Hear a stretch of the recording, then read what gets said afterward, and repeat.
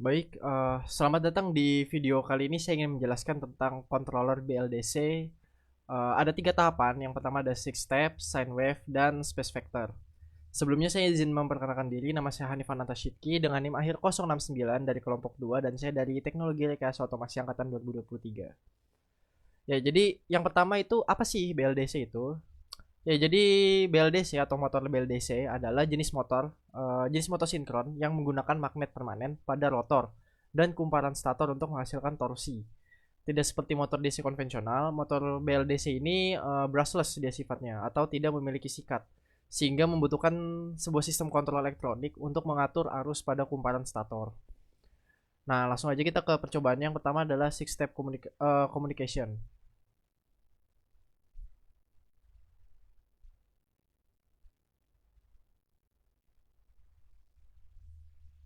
Nah, ini merupakan tampilan GUI-nya.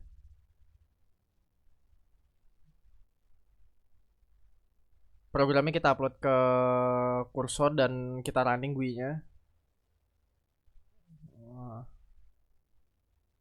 Pada GUI akan menampilkan seperti ini. Dari keluaran 3 fase ini langsung disambungin ke BLDC-nya. Dan untuk mengatur kecepatannya itu divariasikan dari duty cycle yang ada di GUI.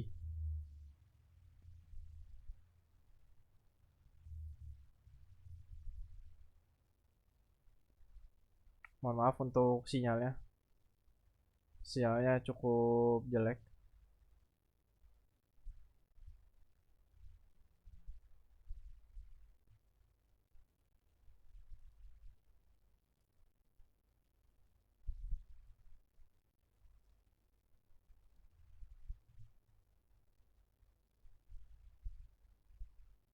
Di sini kita mengatur untuk duty cycle-nya di 50% ya.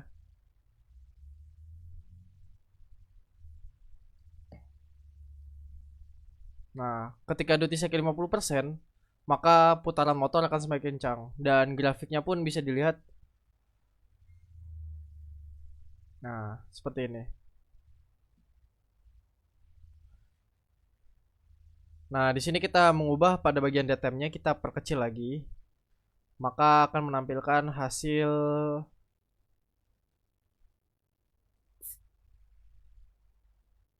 Di sini kita kasih datemnya di 20.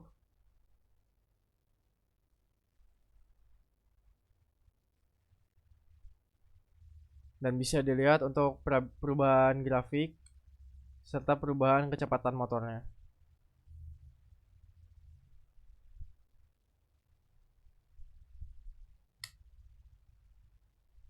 Nah, motor akan semakin pelan ya teman-teman.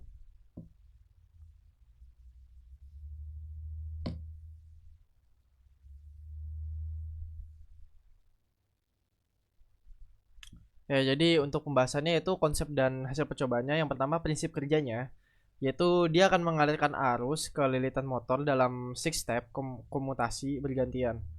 Karakteristik sinyal keluarannya itu cenderung berbentuk kotak atau trapesium. Kalau tadi kan pada video itu berbentuknya kotak ya. Selanjutnya untuk pengujian duty cycle, pengaturan duty cycle pada contoh tadi kan di 50% kan. Itu berpengaruh langsung terhadap torsi dan kecepatan motor. Lalu motor cenderung menghasilkan getaran yang lebih terasa. Untuk analisis daytime-nya, seperti yang pada video tadi, daytime itu sangat krusial untuk mencegah short circuit pada MOSFET. Pada percobaan tadi, itu penurunan nilai daytime secara ekstrim dari 100 ke 20 justru akan menyebabkan motor itu akan melambat dan tidak responsif. Selanjutnya ada di metode kedua yaitu sine wave control.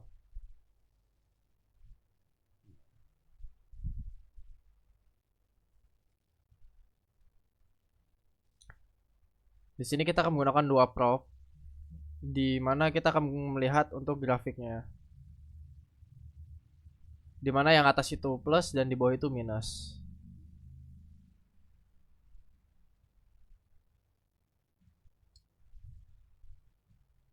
Bisa dilihat ya, ketika frekuensi semakin besar, motornya bergeraknya dia akan semakin stabil.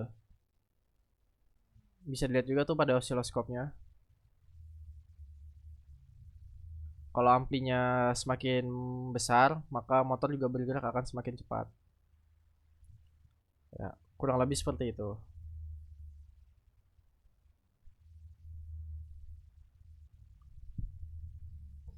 Nah, itu perbedaannya dengan six step. Itu kan ada pilihannya. Nah, diubahnya di situ. Dan parameternya di sini kita menggunakan frekuensi dan amplitudo, tidak menggunakan duty cycle.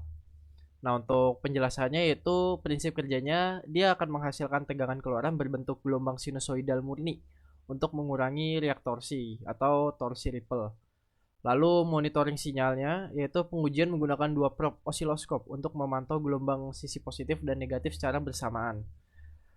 Lalu untuk hasil pengujiannya yang pertama adalah pergerakan motor jauh lebih stabil dan halus dibandingkan dengan metode six step. Dan yang kedua itu ada pengaturan amplitudo itu berbanding lurus dengan kecepatan. Jadi semakin besar amplitudo maka putaran motor semakin cepat seperti yang saya jelaskan sebelumnya. Lalu di sini ada metode ketiga yaitu space vector PWM.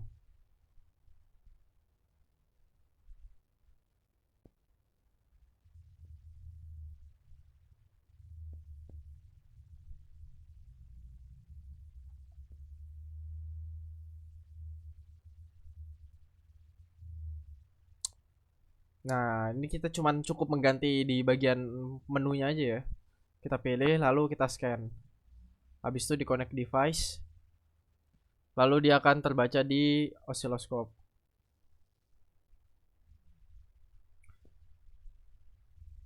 Di sini motor posisinya belum nyala ya teman-teman, karena torsinya itu belum kita atur. Dia cuman kayak apa ya, getar-getar gitu.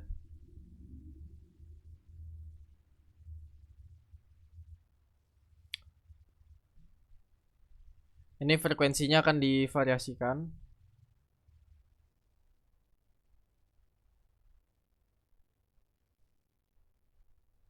Nah, kurang lebih seperti itu ya teman-teman ya.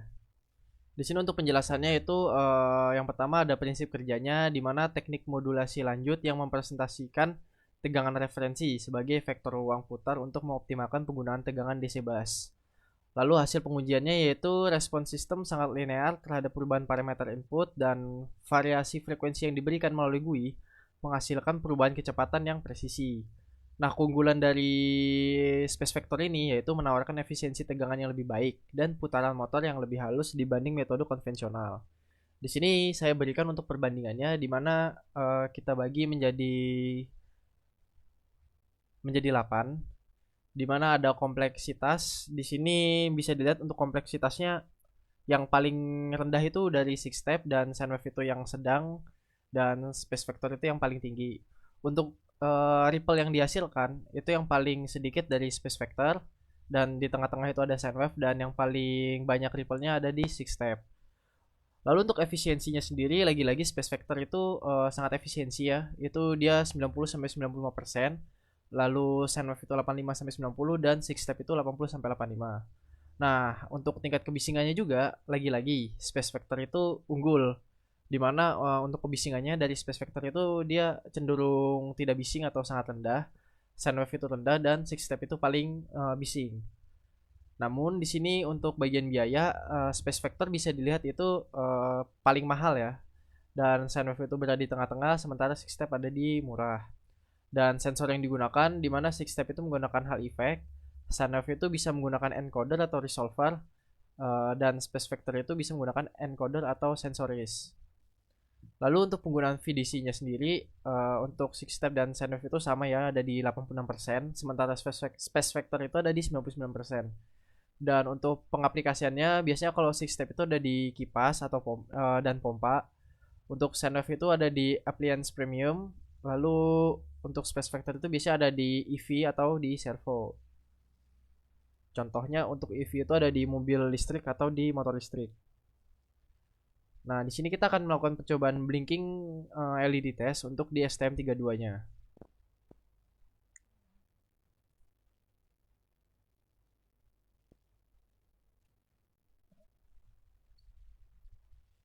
Jadi di sini cuma nyoba si STM ngeblinknya ya. Di sini cuma ngupload program biasa dan langsung kita upload ke STM. Dimana fungsinya ini untuk mengetes apakah STM itu dia sudah bisa atau sudah mampu membaca atau belum. Apabila sudah mampu terbaca, dia akan menyalakan indikator warna hijau, kedip-kedip. Di sini kita berikan delay 1 detik. Ya, di sini blinking ya warna hijau. Oke. Jadi untuk kesimpulannya yaitu perbandingan metode kendali. Yang pertama adalah dari six step. Nah, six step ini algoritmanya paling sederhana namun menghasilkan suara bising dan getaran torsi yang tinggi. Sangat sensitif terhadap pengaturan dead time. Lalu untuk sine wave itu dia akan menghasilkan putaran yang lebih halus dan senyap dibanding six step dengan kontrol berbasis frekuensi dan amplitudo. Nah, untuk space vector di sini yang paling optimal dia dengan efisiensi penggunaan tegangan sumber terbaik dan respons kecepatan yang linear.